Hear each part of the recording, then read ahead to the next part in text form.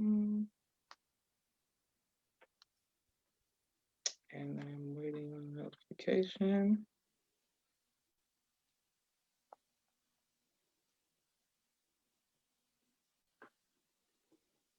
Okay, here we go. And we are live. I want to thank everyone for tuning in to a very special edition of Off the Record on the People's Podcast this evening.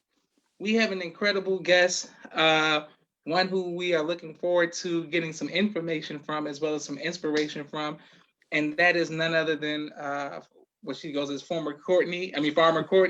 First of all, assalamu alaikum, ma'am. Walaikum salam. Thank you for having me. Yes, we are excited in the People's Podcast. So many people have sent questions in when I let people know that I was interviewing you and posted the flyers, and they were just showing, a lot of people were just showing you love. Well, the first thing I want to know is, when did you get into farming? When I met my husband, that was his way of life. He had a garden at the time. He was still living outside of town and working a job in a retail store, but he always had a little garden. I was already into natural foods and cooking. And so I began to learn about gardening from, watching him going up to visit his little bit of yard that he had and seeing his garden for the first time. Excellent. And what is your main crop? Like, what's the main thing that keeps you, going in the farming? Well, my main crop personally, after many of my children are, grown and older now, is raising chickens. The farm's main crop are many. I'm more like a support position, so I don't like to take too much credit for all the things that go on the farm. I definitely am more of a support position, but the chickens are 100% my deal. My son helps me. But mainly we do a lot of storable crops. So garlic, onions, carrots, potatoes, beets, those type of things. And, fresh greens and all that kind of stuff. But the things that don't spoil right away, we like to grow those. Okay, excellent. And what advice would you give to future farmers who are, right now there's a big thing, I guess because we're quarantined, but there's a push to buy land, to utilize your grandparents' land and things like that. What advice would you give to people who want to go into farming and the value of it? I would say pay very close attention to the recommendations of the Most Honorable Elijah Muhammad to get with 6 or 8 like-minded individuals and build, because if you don't, even if you do, you'll be pressed and tried and it'll really stretch you. But if you don't, you are really decreasing your chances of success. Like, those are really important things that, looking back, that's, the one thing that I think I would have really liked to have had the opportunity to really join with other like-minded people and focus on a goal and move forward, because it's a lot harder to do just on your own. If you're doing for self, just as self, it's a lot harder. So that's a crucial piece. Pay attention to that. Beautiful. My sister Miriam said that sounds like a lot of people who never watch are tuning in for you, giving the greetings. Everybody, people, I guess we want to hear what you got to say. Well, speaking of when I asked that question, even how we first started off, and I said assalamu alaikum, you said alaikum salam. When did you first hear the teachings of Most Honorable Elijah Muhammad and just get into it like that? Like, how'd that come about? It was in cold winter of February 1998. And it kind of was an accident. One of my husband's friends gave us a propaganda heavy hit piece against the nation called Black Hitler that was put out by Anthony Hilder. It was a debate between Dr. Khalid Muhammad and Anthony Hilder. And it was doctored and edited in a way to just make it look like the nation was a really dangerous group of people who had no reasonable ideas to contribute to intellectual discord and just made it edited. And so, as things go, my husband had a friend who was part of the 5% Nation, and I knew that. And so I had seen pictures of the Most Honorable Elijah Muhammad and Master Farmer Muhammad on the wall I was kind of just like a little mouse in the corner. I didn't really talk. It was foreign territory for me, but they were always very hospitable and gracious and things. So I was familiar. And so I said, how come you don't receive us as I would imagine, Dr. Khalid Muhammad would interact with me if I saw him, because he just seems to have a lot of fire for white people. And so and so he gave me the full tape. He explained to me that, what I saw was an edited version, and here, why don't you watch the full tape? He just happened to have it in all his many materials. He had a VHS tape that was the full 3 hours and 40 minutes or whatever the whole thing was. And I've seen this happen with other young Caucasians who feel that they, wanted to take on Dr. Khalid Muhammad, that like by the end of the debate, they're sitting on the side with him. They realize they lost the debate, it's over. They don't know what else to do but to concede and be like, you're right, you win, into like, okay, we agree with you. You've convinced us that we don't really know where we are on our, like, we have no square to stand on basically, and like we're over here on next. So that was kind of how I felt, was just like, all right, everything that I thought I knew has been kind of destroyed. And like, so where do I start? What do I do? And so we just went from there building. He had materials, old VHS tapes. I think I found one. I still have one up on my shelf up there. I found one in the attic a few weeks ago. And so he would give me original, VHS recordings. He gave me an old history of the Nation of Islam. And I had just felt like nobody was ever really giving me the true story. I had always been somebody seeking and asking questions, and I wasn't really satisfied with any of the answers. I grew up Catholic, not heavily Catholic, but my parents were recovering Catholics. By the time it came to me, they didn't, we just kind of went through the motions, but they didn't really have a strong belief. And they just sort of wanted to go the whole American dream route, and, everything will just take care of itself sort of thing. And so I was hungry. I didn't really have any explanation about a lot of things. So that's where it started.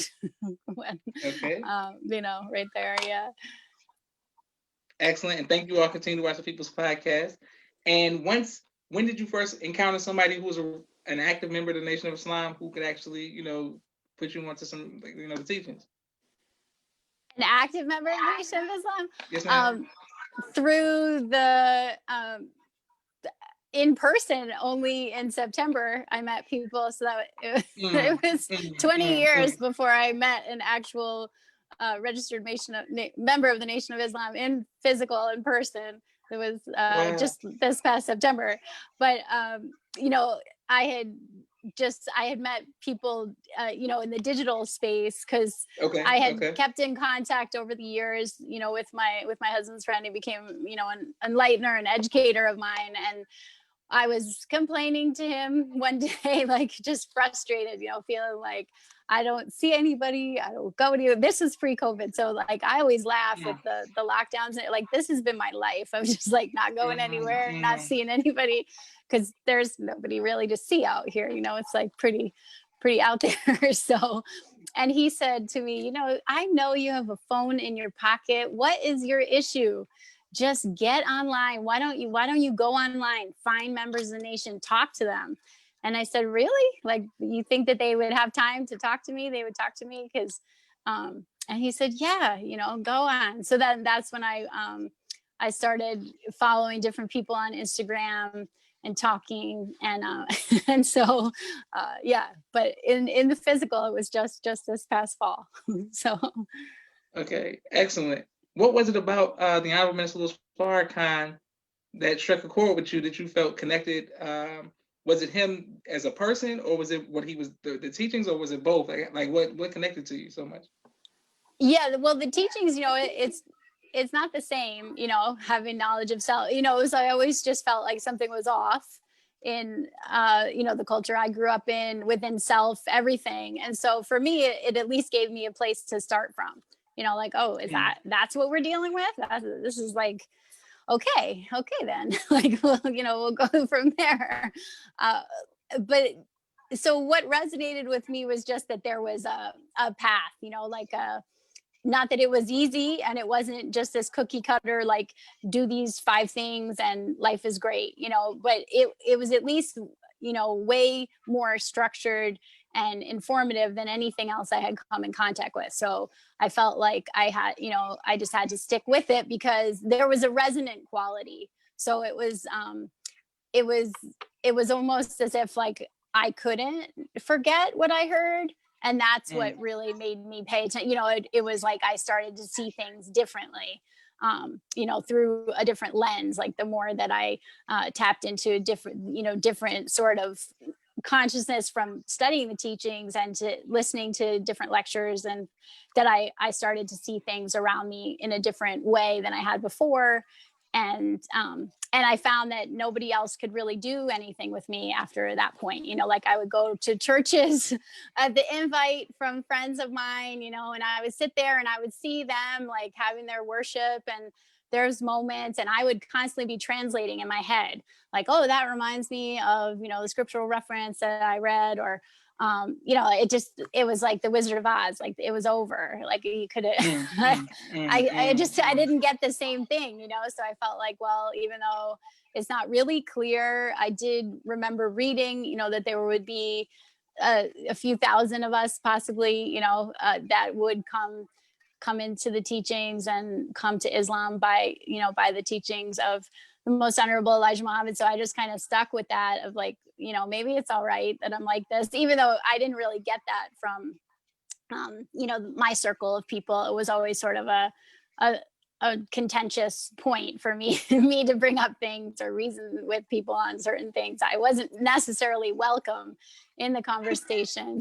It was good too, though, because I wasn't a very well mannered individual. Like I was raised as the only child, so I was used to being able to just like speak and say and do whatever. And so in one sense, it was good that I had to be quiet for a while and learn how to refine what I wanted to say and observe what people were saying, because it was new. It was a discipline I missed as a child, so it was good. And I didn't have a real formal education for very long. So I was in the building through 11th grade, but I pretty much like checked out of formal education emotionally, I think around 7th grade. So, it was a process of refining all the pieces of not fitting in and not having a place.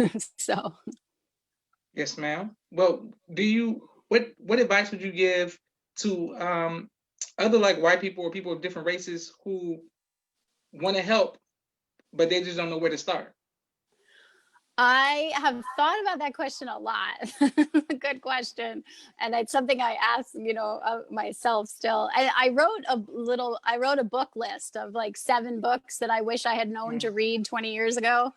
And so I would, hit the books is what I was, it's like, I know we all want like some quick solution that doesn't take us, a great bit of time or doesn't require a lot of focus. We want that kind of like Hollywood God experience where you just have some sort of rapturous, transformation and everything is good. But that, that in my experience, that's a lie. And that that's not the path. You have to really go through it and look at yourself honestly and assess. And so, yeah, I would highly recommend the book, Closing the Gap by the Honorable Minister Louis Farrakhan. The Restrictive Law of Islam is Our Success by the Honorable Minister Louis Farrakhan. Study guides 1 through 9 and 10 through 18. And some other, I have some other book. I don't know if you want me to say like what the whole list was, but put us on. We trying to know. I got, we got people who are different races who watch the show, so we want to know. Yeah. And of course I'm like blanking on the other ones. It's on my website. Like I have a free crash course about natural remedies, and it actually comes in the first email that you get from me is the 7 books I wish I had read. What were the other 2? Oh, A Message to the Black Man in America by the Honorable Elijah Muhammad, obviously. And there were 2 other ones that, sorry, I'm totally blanking on them, but maybe it'll come to me before the end. Yes, ma'am. Okay, excellent. And thank you all for continuing to watch the People's Podcast. My next question is, you're enlightened, you hear the teachings. Were you ever afraid, or did you ever face fear of you propagating the faith, or saying this? And if so, how'd you overcome that fear? I didn't. Yeah, I didn't really feel qualified. I think I was always fearful of misrepresenting because I felt like I would get negative reactions from people around me from me just bringing up things people didn't want to discuss. And I was thinking, like, am I going to be giving a negative impression? Maybe I don't know enough. Maybe I should study more. And that too was, not a right reaction, I don't think, because then it caused me to kind of shut down and be quiet in ways. And then when I did open my mouth, it didn't necessarily help me because I wasn't working things out along the way. Like I was kind of so in directions that people still weren't tracking with me there anyway. So that wasn't, yeah, I guess I just didn't even know how, because I had experiences in Ithaca, being at the farmers market, and because of Cornell University, you get people from all different areas of the world and different races. And Ithaca is not a very diverse place, but the farmers market, and thanks to Cornell, different scholars would come through. And anytime I would mention to Islamic scholars that I would see with their family, I would ask them, about the Nation of Islam. They would say, "Oh no, leave that alone. Like, come to traditional Islam." And I'm thinking, like, but I wouldn't even really be asking you about Islam if it wasn't for the Honorable Elijah Muhammad. So, like, how are we going to leave him out? Like, I'm not even interested, So then I always sort of was like, I don't really have a place, because then it would have been the same thing for me that was going on in the church. Like if I went, like if I couldn't speak, I couldn't speak. What was to me, it wasn't a good investment of time, So, and I didn't want to cause a problem and just be, people don't need more drama in their life. So I always just sort of turned it into like, well, maybe it's just me. Maybe I have to figure out what to do. But yeah, I was fearful in a way just because I tend to just be all in, like still want to talk about things and want to. And so mainly it was giving people a negative impression that then couldn't, those are important. I didn't want to put a negative impression out there and then not be able to undo that, and someone say, I've still done that, but even with like careful attention. So I'm sure I've still said something wrong and made errors and different attempts to communicate. But yeah, that I do regret being so fearful, because I was definitely afraid of the wrong things. I think just fearing putting focus on the wrong elements of what I should have been having my mind on. But live and learn. I'm glad it worked out, and thank you all for the comments and your likes. A lot of people showing you love. My next question for you is, I saw on your Instagram page about you talking about how to eat to live and things of that nature. Because you grow your own food, I mean, many people who had the teachings and we know how to eat to live still don't grow our own food. Do you have like a step-by-step program or something like online or something that you can teach people who may not live in the farm area but who want to learn how to get into agriculture? Do you have something that some like advice that you would give? I don't personally have, we don't have a program or anything, but I tend to really catalog in my head really good sources of information. So, okay. There are some people out there who put together different farming courses and,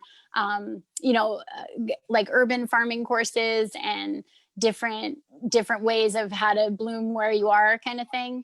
And, so I would there's a lot of really great information on YouTube, and you can really find people doing it. And honestly, a lot of farmers are YouTube farmers anyway, even people who do this professionally, not that we're making content, but that we're consuming content, like many people do put out content, but many of us are searching other people's content too, because it's a constant switching up.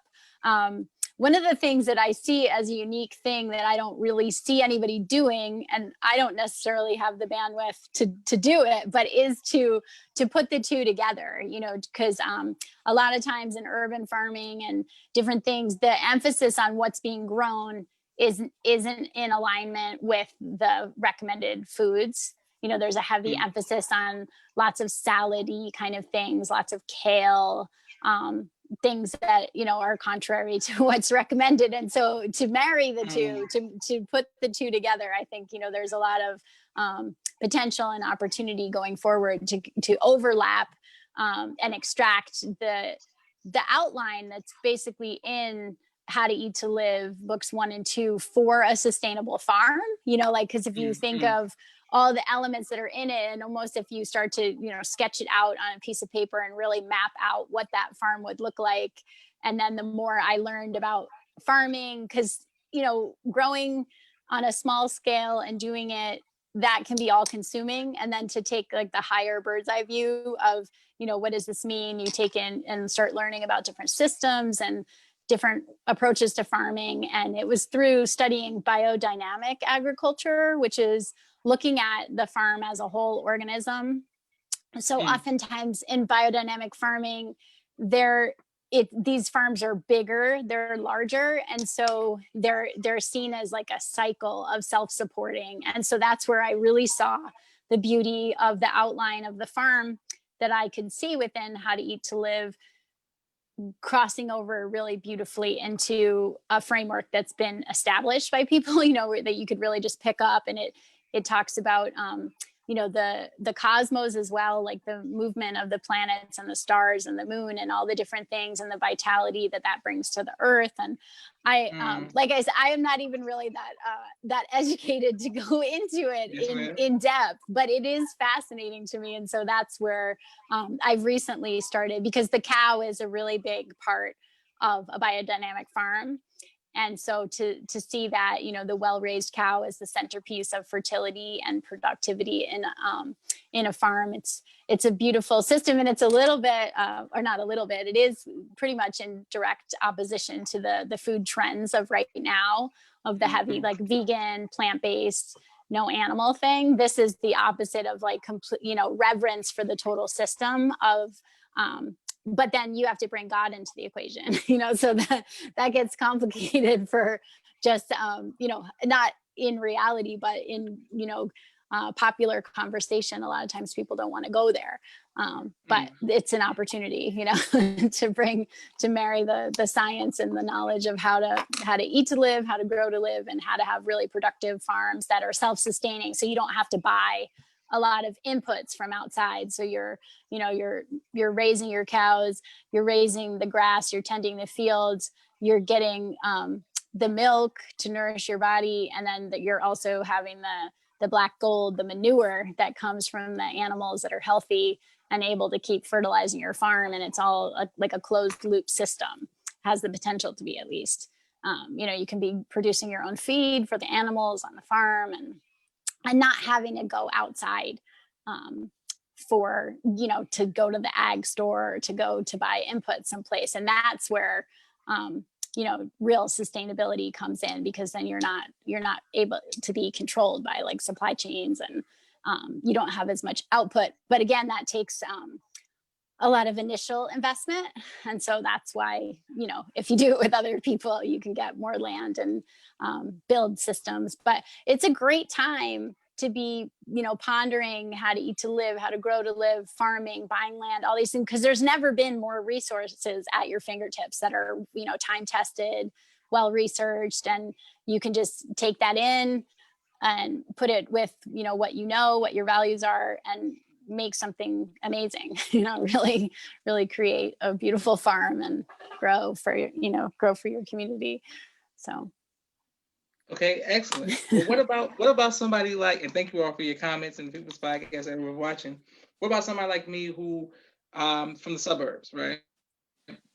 And I don't necessarily feel comfortable with the dung and the doo-doo everywhere, and, you know, getting that. Is there like a, before you get over there step, you know, like you know, before we get all the way entrenched, is there some other kind of stuff that, you know, you deal with? You know what I'm saying? Yeah. So just figure out who your farmers are, like build your circle of farmers. So whether that's, just getting to know people at a farmer's market, each system and city and everything is so different and how people set it up. But now, online things are more searchable. People are getting more well known. So there, there's different ways. I haven't looked in a while. There used to be this great website called localharvest.com where you could go and put in your website and you could or put in your zip code, pardon me, and then you could find the websites and contact information of people near you who are growing. So that's one way. Many communities have small plots of community gardens. That's one way. And then you can get to know people who are also growing there and just start listening and trying to be aware of like who's growing near you kind of thing and go from there.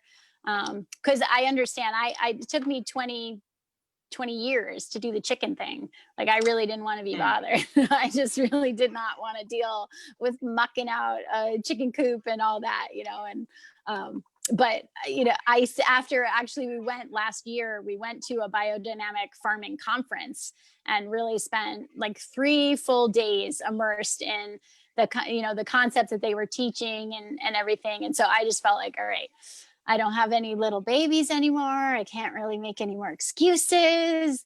Okay. So, but you don't have to jump into that. And some people are more suited towards doing the animals, and people are gifted with cows, and so you don't necessarily have to take on everything. Okay. Because many people want to do that and are doing it. So yeah, just figure out how to link with people that are doing it, and you being in the South, just figure out what you can do if you have any little bit of space outside. And people are doing innovative things inside, and not only does it bring like an ambiance to your place, having some green growing inside, you can do different kind of things. They have all kind of small compact systems where you can grow lettuces and fresh herbs and things like in your kitchen. So just check it out. you can search up exactly what you want now. That's what's amazing. The best of times and the worst of times. Yeah. Absolutely. Okay, thank you. And so many people have comments and questions right now. We're coming right back to you. But I have a quick 60-second commercial break for all of the sponsors of this amazing episode. I want to thank you again, Farmer Courtney, for taking time out of your busy schedule. We have just a few more questions for you. If you would like to be a sponsor of the People's Podcast, Cash App the People's Podcast. I cannot do this without the support. There we go. I cannot do this without the support of the amazing sponsors and people who have donated over each episode, especially for episodes like this. The people who have sent me so many questions. I'm coming to your questions, and I see you in the comments. My brother Rashad and his business partner Jamal, Street Premier Media Production. They have a 4K camera and a drone. They do television and film. Thank you very much. My sister Miriam, ABC I Love Me, children's book and coloring book, both of which are on Amazon. Make sure you all go get that. My sister Naima, Stay On Point Dance Academy, LLC. She teaches ballet virtually to young women all across the country. Thank you very much, Naima. Supreme Men's and Boys Urban Wear out of St. Louis. Thank you very much. If you want to be dripping, he's going to keep you fresh. I appreciate that. Raising Black Millionaires, Sister Tia Muhammad. She teaches economic empowerment and development through young Black children through flashcards. Thank you very much, Sister Tia. Brother Kenneth Muhammad, bow tie maker extraordinaire. He'll ship bow ties to you all across the country. I'm coming right back to you, Farmer Courtney. Exodus, a new way of life, credit restoration. If you want A1 credit, reach out to them. Khaliq's Boutique. They do a great job of making custom t-shirts. If you need a custom shirt, reach out to them. Brother Chantel X, the X in the Express. They hire truck drivers and they specialize in refrigeration. Thank you very much, Brother Chantel. Brother Jabbar Muhammad, Client First Construction Incorporated, painting, carpentry, flooring, and plumbing, etc. In the Chicago area or in the Memphis, Tennessee area. Make sure you reach out to Brother Jabbar. I'm coming right back. Dr. Henry M. Carter, King Henry's Turkey Legs, right here in Atlanta, Georgia. I'm sure he's getting paid right now because of Thanksgiving, but reach out to him if you're here with his turkey legs. Thank you very much. Brother Rashad Muhammad, COVID-19 disinfecting cleaning services in Chicago. Make sure you reach out to them if you wanted something clean. My father's book, A Soldier in the Movement of Christ, abdulsharif.com. Make sure you support that. And last but not least, my two books, No Father, No Excuse, and Cleopatra. Both are which are on Amazon. I thank you all very much for your sponsorship. Back to you, Farmer Courtney. Okay, so when you're not, out in the field dealing with animals and all of that, I mean, it's just that's why I like learning from farmers, because it's not my thing, But what do you do for fun? I just started sewing again recently, which had been something I used to do for income many, many years ago that I wasn't able to do because it used to make me really allergic over time working with so much fiber. And so I'm able to sew again thanks to one of my other hobbies, which is studying homeopathic medicine.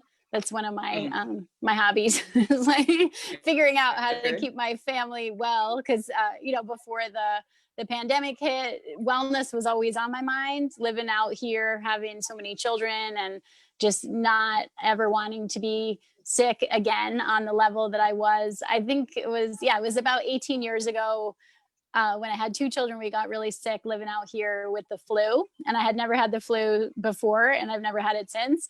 But I just vowed that we were never going to be that sick ever, and I had to figure out what to do to never be sick like that again.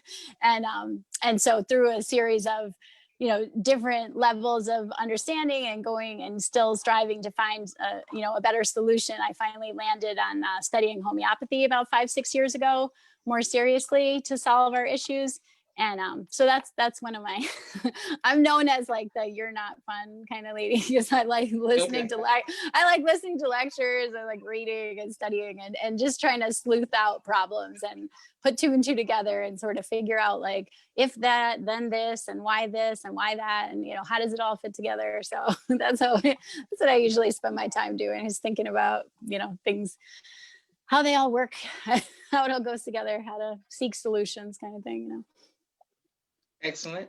And if you're on the farm, is there like what you're talking to me so clearly? There's Wi-Fi, but it's Hulu and Netflix and things like that. Video games, is that a part? Even if you don't do it, can that be a part of farm life?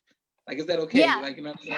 Okay. Yeah, okay, no, okay. I mean, a farm can be whatever you want. I actually am not talking to you on Wi-Fi. I'm talking to you on cellular data, because anytime somebody needs me to like really not cut out and be solid, I use my data. So I pretty much do that for everything. We do have Wi-Fi. It's probably what you had like when you first went online as a young child. Like that's the kind of speed we have out here.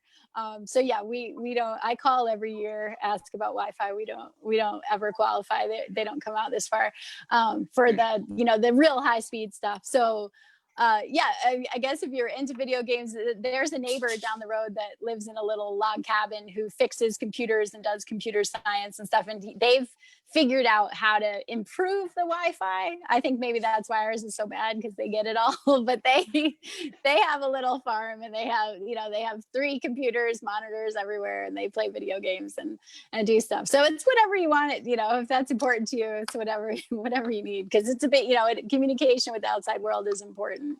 And so yeah, no, it can be part of it. Okay, yes, ma'am. And what advice would you give to future wives?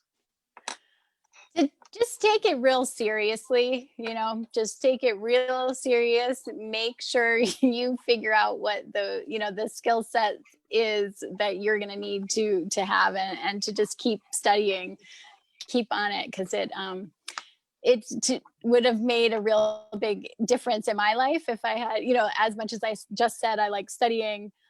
It's much better to be proactive than to be looking at something in hindsight and thinking, okay, now that I've learned this, I see how this was caused by this ignorance on this level, and that. So yeah, just in all honesty, I would say just take any guidance and advice that is offered to you real serious, and pretty much like whatever the world tells you to do the opposite of what you want to be on, because yeah, we are not given a lot to work with in the mainstream narrative of what it means to be a wife and motherhood as well. We're not well equipped. So Okay, excellent. What if you could say one thing that personally impacted you? If somebody knew you before you understood the teachings of Most High Elijah Muhammad, as taught by the Most High Mr. Farrakhan, what would it be? Like, what was the main change in your life? If somebody like bumped into you now, it's like, oh, she's different. Like, what was it? Probably the way that I dress. I would say I used to make clothes that definitely were not modest. You know, like I used to make little hippie dresses and different things like that. So yeah, that, you know, looked really good at the music festivals when people were dancing around and that kind of thing. So probably how I dress. That yeah, that I cover my hair, how I dress. I'm not, yeah, I'm not, probably my mannerisms, you know, my manners have gotten a lot better. Um, Most often, hopefully, you know, you won't catch me cussing and having really bad language and like temper problems.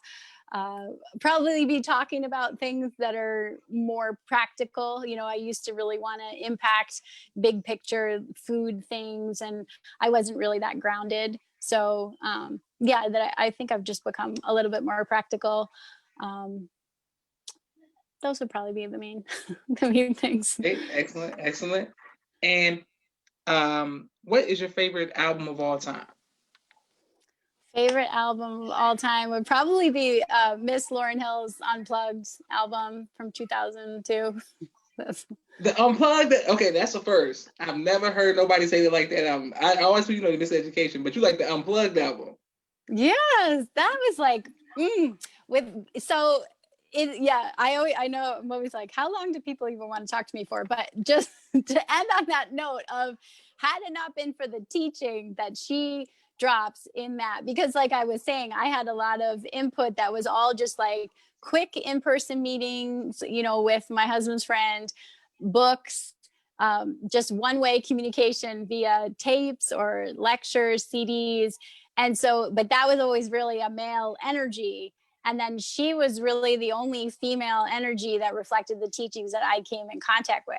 So whenever it would get really hard for me and I'd just be like, so I didn't even understand. I actually have this written on my chalkboard of just like the different language, the completely different meaning of words between different communities, like black and white. And so she has a line in the song, like, you know, I don't recall which song it is, but like speaking about God, you know, like if we love him like we say we do, he'll try us. And in my ignorance, in my like, I thought like try us, like sure you can have a trial, you know, trial period, like you can have a trial, you know. So I was all like, I bear witness, like I believe this, like all right, you know, like I'm in. And then just like, wait, what is all this hell? Like this is so hard. Like what is going on in my life? Yes, What? ma'am. Yes, ma'am. And Yes, just ma'am. totally not realizing. So if it wasn't for being able to put down, you know, put that, and it was a physical tape at the time, you know, because that I had like a, you know, cassette tape of that.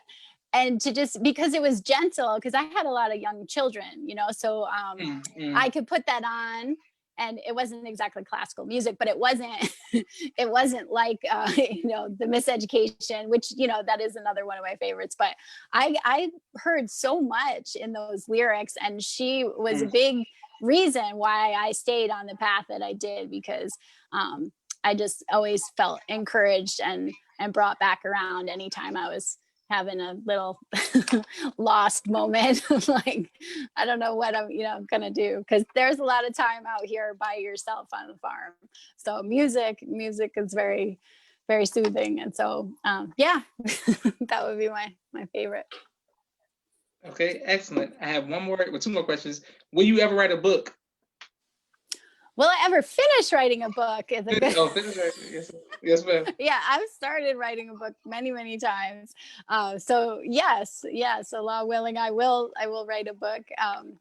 I've kind of started doing it in my podcast notes. I was thinking I just recently started a podcast, and so how I was writing it and putting it together, I was hoping that maybe I could draw from what I was, you know, putting down and put it all into a compilation of a book, you know, trying to put it in kind of chronological order that tells a little bit of the narrative that I touched on briefly here.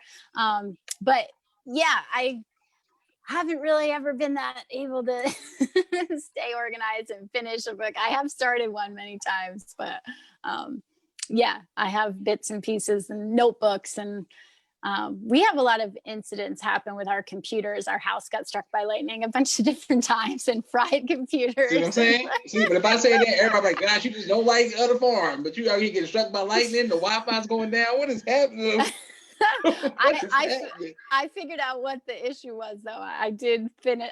This year we didn't have any pops by lightning. So we had our lightning rod system. We didn't realize it was broken, because when you buy a house, you don't necessarily know all the nuances of it until it happens. And I didn't realize that there's a whole, it's not even like an electrician's union or stuff. It's like even a deeper level of vagueness when it comes to lightning rod systems. So I had to go out of state. I had to find somebody in Pennsylvania to come to New York to fix it, because everybody in New York, they didn't want to deal with it. So anyway, it took a little while. So I say that to say, because I've lost notes, I've lost files, I've lost different things when the computer just like literally goes up in smoke. So yeah, motherboard fried, all that stuff. But it's all part of it. Oh, part of it. Okay. And what would you like your legacy to be? I would like my legacy to have some sort of written order, some sort of map, or like a guidepost for how to approach things, studying and different things like that, to impart that. It's interesting because it's not something that I've thought too much about, because I have become sort of disconnected from my own family. So I don't really think so much in terms of legacy, but that was actually really brought to the forefront of my thinking when I did get to go. I went to MSG LV Farms down in Pennsylvania to be among the believers, and to just see so many generations of people and to witness legacy. So it was, a seed that was planted, but I think I probably need to think on that longer to have a intelligent answer. But thank you for the question, because I'll think on it more now. Yes, ma'am. It's no problem. My next question for you is, what's the name of your podcast, and how can we support you on social media and anything that you're doing? So you can find me on Instagram at Farmer Courtney. That's pretty much the main spot that I'm at all the time. And then the podcast is called Stand. And then I had the inspiration to do the podcast many years ago, and I could never figure out a way to say all of the things that I wanted to touch on and speak on and have it be relevant. And so then when I was coming up on the decade anniversary of the birth of my twin daughters, Allah put on my heart that actually I didn't have to do one podcast that hit everything. I could do one about the spiritual and current events that I wanted to talk about. And then I could also do one about food, and I didn't have to hit every point under the sun. So I have another one called Nothing But Ingredients, where I talk about food. So Stand is about, I talk about movies, books, and music, and I harness culturally familiar. To talk about controversial subjects, often controversial subjects. And then Nothing But Ingredients is really the farm, and it's not necessarily a how-to farm. It's more just the different side of food conversations. So those two, and I think they're available all places that podcasts are available, because I just got started with that. So. Okay, excellent. And you're getting so much love in the comments on Facebook. We're gonna like, share, subscribe. Oh, it's on Facebook. Okay. Yeah, so everybody, I'm gonna put it on YouTube, but if you go on Facebook, Joshua Muhammad, it'll come right up. Boom, boom. Also, I don't know if you have a theme song to your podcast for Stand yet, but there's an amazing song by a group called Sliding Family Stones, like back in the day. It's called Stand. Boom. It's an amazing song. Just like you know right now. You can't just do that though, right? You can't just use. I'm just letting you know, maybe for 20 seconds of it, because it's like copyrights, but Stand is an amazing song. So I made it. Yeah. Well, you know what? It's so interesting, because when I looked it up, I thought, no, there's no way I could, like, somebody else has to have a podcast named that already. and nobody does. So I thought, all right, I'm just gonna like step right in here and do it. Okay, excellent. Well, I want to thank everybody for watching. I want to thank you for taking time out of your busy schedule. Please continue to represent in the way that you do. You are such a inspiration to many people who tell you and many people who don't tell you. So I want to thank you very much for that. Very sweet to Allah. Thank you for having me. It was a pleasure. No problem. Yes, ma'am. Assalamu alaikum. All right. Walaikum salam.